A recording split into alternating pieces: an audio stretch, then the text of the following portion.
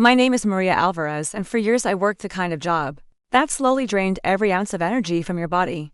I was a nurse on the night shift, working 12 exhausting hours, dealing with emergencies, alarms, and patients who needed constant care. By the time I got home that morning, the sun was already rising, and I could barely keep my eyes open. My husband kissed me on the forehead. "Before leaving with the kids, get some rest," he whispered. I barely made it to the bed before falling asleep. I woke up suddenly hours later and reached for my phone. The screen read 6:30 p.m. My heart jumped into my throat. My shift started at 7 p.m. I rushed out of bed, pulling on my uniform as fast as I could, when I noticed something strange. The house was quiet except for laughter coming from the kids' rooms. Confused, I walked down the hallway. "Why are you guys home?" I asked. One of them shrugged. "Dad said we could stay in today." My stomach tightened. "Where's your father?" I asked. "He went out," they replied casually.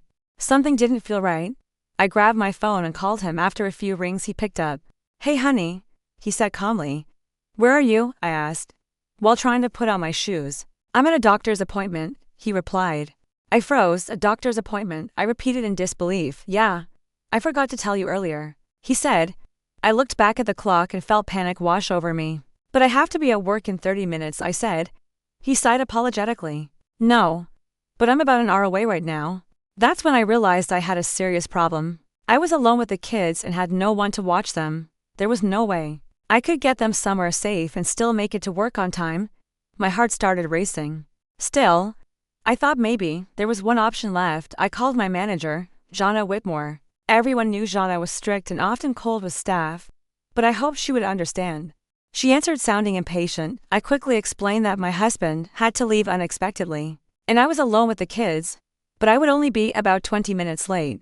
Instead of sympathy, she reminded me immediately about the hospital's reliability policy. I tried to plead with her. I told her this was a rare emergency, and I had never asked for special treatment before. Her response was cold. She said my family situation was not the hospital's problem. If I wasn't there exactly at 7, it would count as another tardy. Then she hung up the phone. I stared at my phone for a few seconds, shocked. There was no time to argue. I rushed the kids to a neighbor's house and drove to the hospital as fast as I could. I hoped that once I arrived, she might show some understanding. When she saw how hard I had tried to get there. But when I walked in, 23 minutes late, Jana was already standing near the nurse's station, holding a clipboard. She looked at the clock, then looked at me and calmly wrote something down. "Third tardy," she said flatly without any emotion. Then she walked away before I could finish explaining. A week later, I was called into the HR office. I sat there nervous, but still hopeful someone would listen to my side of the story. Instead, they told me that according to hospital policy, I had reached the limit for tardiness. They gave me the choices: resign quietly or be terminated. I explained everything again, the doctor's appointment, being alone with the kids, how I rushed there as fast as I could.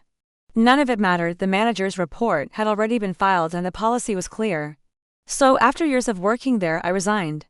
Walking out of that hospital with my belongings in a box was one of the most humiliating moments of my life. Weeks later, something unexpected happened. A former coworker told me about a consulting company that studied workplace culture in hospitals. They were looking for people with real frontline experience, so I applied.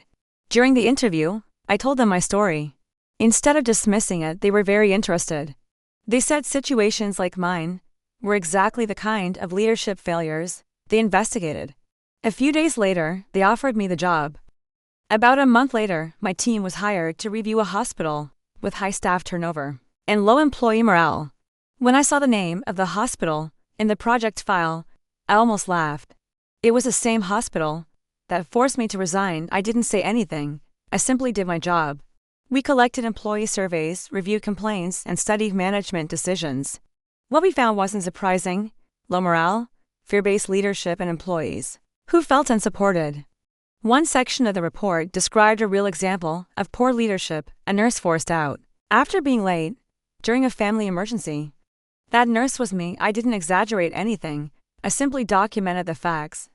The final report went directly to the hospital board. Around that time, the position of director of nursing became vacant. Of course, Shauna applied. She had been waiting years for that promotion and was confident the job would be hers. But after the board reviewed our report, their view of her leadership changed completely. They saw the complaints, the turnover numbers, and the problems in her department. When the final decision came, Jana Whitmore was denied the promotion.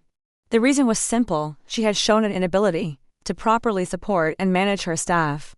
I later heard she stormed into HR demanding answers. They showed her the consulting report. Somewhere inside that report was a story of the nurse who lost her job over 23 minutes. Not long after that, Jana resigned.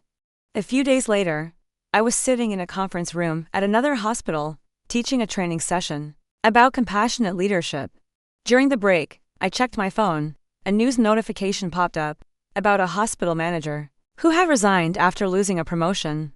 I quietly locked my phone and set it back down. I didn't celebrate. I didn't say anything. Sometimes revenge isn't loud. Sometimes it's simply moving forward and letting the truth catch up.